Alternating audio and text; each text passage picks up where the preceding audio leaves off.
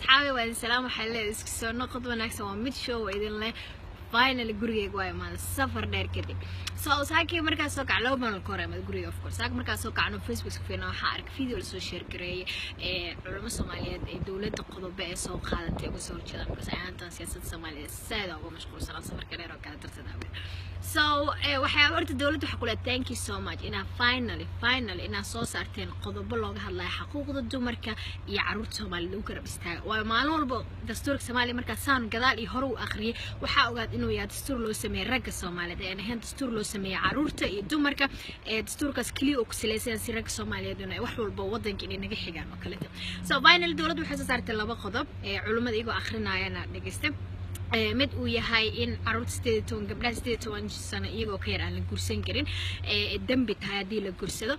mid kale tan uu yahay hadii waalidiinta Soomaaliyeed ee carruurtooda wax ku sameeyaan ama kufsi u geystaan ama galmo u geystaan in dawladda ama hay'adaha carruurta ku shaqale ay xaq u leeyihiin in carruurtaas laga qaado okay culimada Soomaaliyeed waxay ahayd waa qodob gaalo laga soo qaatay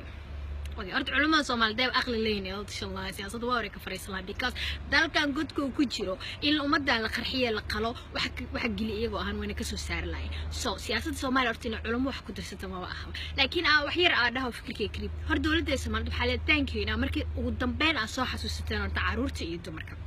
of course أنا دم مدحونا waxaan dhii lahaa 25 sano gabadhiiga ka yar la guursado waa dambi aba dhii lahaa laakiin dawladdu wali oo naxariis 18 ay ku soo qabtay sababtu waxay waxaan aragnay gabdho Soomaaliyeed oo yar yar oo mustaqbal wax baran kara oo heer gaarsiin kara 4 carruur 5 carruur lagu soo furay ee single mother ay carruurtiin ay sii dayacayeen so in cunug lagu guursado 18 sano wixii ka yar iyadoo dhaqan gaali dhaqan kale aan loo fiirinaynin dhaqan